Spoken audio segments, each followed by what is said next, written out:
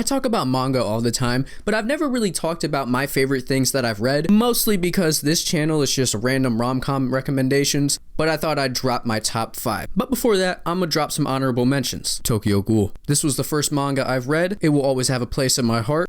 One Piece. This shit had me on a chokehold for like a month. I basically skipped school to read One Piece. I skipped like 3 days in a row just to read Water 7. The fragrant flower blooms with dignity. I started reading this when there was only a couple of chapters out, and just seeing how much this manga has grown in popularity is really nice to see. I also heard that this is getting an anime soon. I don't know if that's official or not, but either way, whenever this does get animated, it will be the best romance anime ever. That's all I have to say, okay? And the last honorable mention is Berserk. This manga put me through every emotion. When I read The Eclipse, I just like sat in silence for like an hour.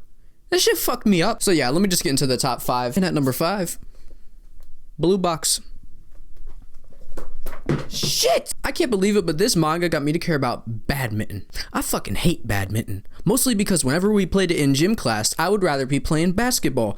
But the only time I actually had fun playing badminton is when I would like dual wield the fucking rackets and I would go absolutely crazy. That's besides the point. This shit slaps. If you read a lot of romance mangas, you would know that there's always that one character that completely fucks up the pacing of the story and you just don't like them. But not in this manga. I like every single character. They're all really believable and have their own struggles that you actually care about. And that is the best part of this manga. The struggles of each character and how they deal with them. It could be with their fucking sport that they play or just some real life shit. Number 4. Damn, this bitch is big.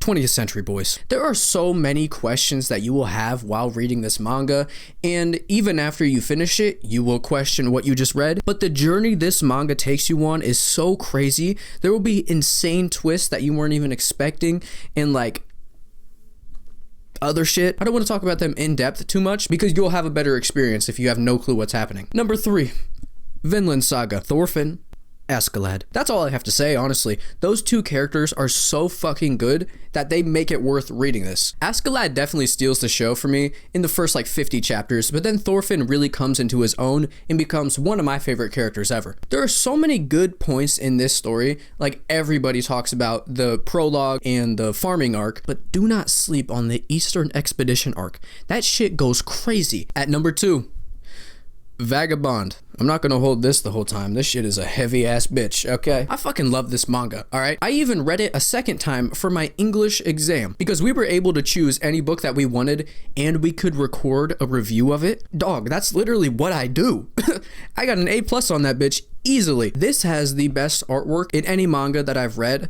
I have some panels like literally on my wall. The brush strokes. Oh my god, the brush strokes. How the fuck does he do this? I was using ink and using a fucking brush. That shit is so hard because it's not consistent at all. And the fact that Inoue uses a fucking brush to do all of his inking is crazy to me. So shout out him just for going through the struggle of that. You could just use a normal dip pen like other mangaka.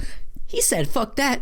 I'm gonna use a brush pen just to get the emotion and the fluidity on each panel, and you can feel that. The farming arc is my favorite arc in any manga series ever. The amount of character development that happens with Musashi in this is crazy. I don't know what's up with farming arcs and it being the best in their series, but it is what it is. And at number 1, Real. This is a look into the lives of disabled people and how they persevere through their struggles. It's all about bettering yourself and working towards a goal. And watching them persevere through their struggles, it makes you want to look into yourself and see what else you can do. This is a life-changing story, and even the side characters can have such an impact on you, especially characters like Shiratori. His journey makes you feel like you can do anything because that dude went through it and he did that shit, okay? If you've read this, you know what I'm talking about, but his story is so good. And obviously the artwork is too. Inoue's the fucking GOAT. He got it like that. And I had a hard time choosing this or Vagabond for number 1. Honestly, this just had a bigger impact on me personally.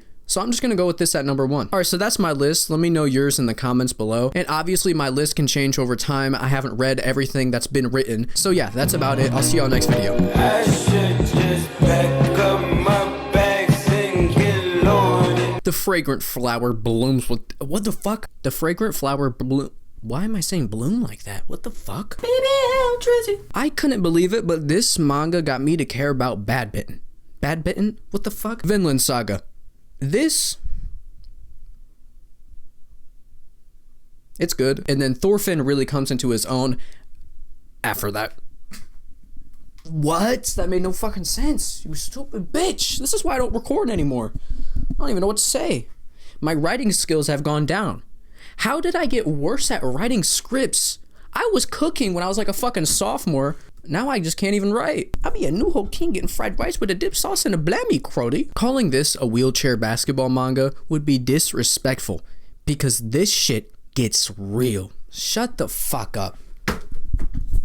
If you disagree with any of my picks, I don't know how that's possible. It's my own personal opinion. How could you disagree? That doesn't make any fucking sense. I just noticed this right here is pissing me off.